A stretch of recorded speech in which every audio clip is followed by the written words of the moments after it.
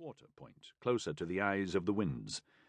"The sooner the better, pray Jesus," Lewrie fretfully thought, his good mood and joy of a good breakfast curdled by the dread that he might not stay free long enough to skitter over the horizon, out of reach of his pending legal troubles and the adamantine wrath of the Bowman family.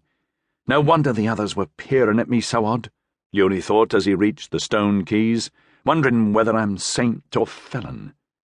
The George Inn was one of the better establishments in Portsmouth, the favourite of senior naval officers, so he had been among an host of rear admirals, a commodore or three, and post-captains of more than 3 years' seniority, like himself, salted enough to wear a pair of gilt-lace epaulettes on their shoulders.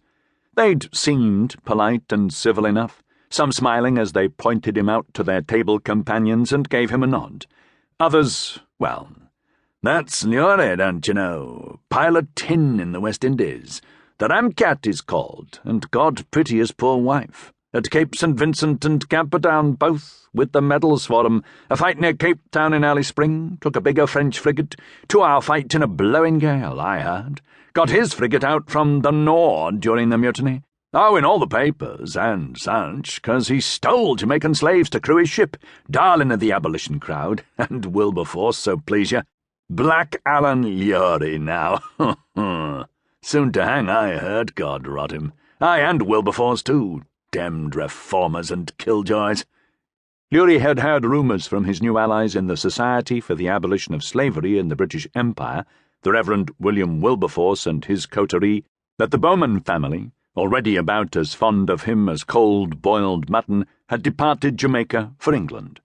Now they'd finally discovered just who it was who stole their dozen prime field hands from one of their many plantations, the one on the shore of Portland Bight, well, kind of recruited or received, not stolen exactly. They were come with vengeance running hot in their spleens to see him tried, convicted, stripped of all of his wealth and property, cashiered from the Royal Navy, then most publicly and satisfyingly carted to Tyburn and hung from a gibbet, to the taunts from the mob and the huzzas of the Bowmans.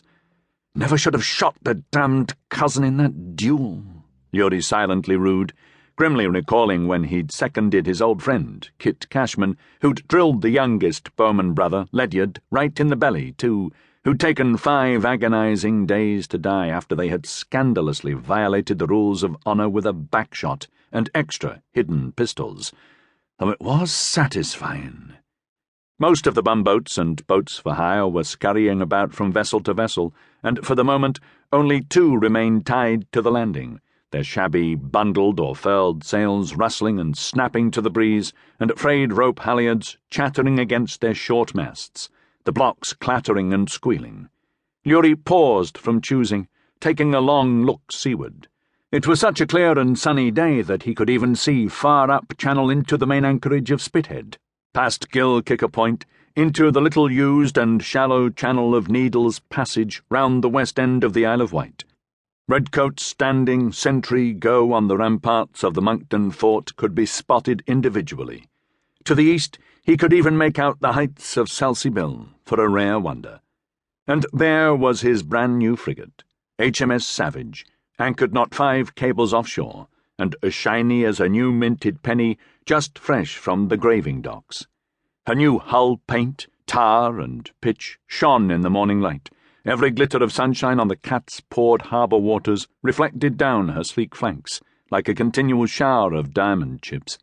She floated light and high, less her guns and stores, which still sat ashore in warehouses and armories at Gun Wharf, or among the goods from the Victualling Board's vast depot, and fresh copper cladding, normally below the waterline, flickered with dapples of sun like a horizontal sheet of gold or brass. She was a 5th-rate 18-pounder of over 950 tons burthen, the largest, longest, best-armed ship Lewrie had ever been appointed to command, and the thought of losing captaincy over her was as painful as the dread of dying. She was long, lean, and powerful-looking, with such a sweet, aggressive curve to her sheerline and gunwale, with an entry and forefoot finer and leaner than the usual bluff-bowed ships built in British yards. She was a leashed greyhound, a French greyhound, Lewrie had to remind himself. Even so, though, the French had built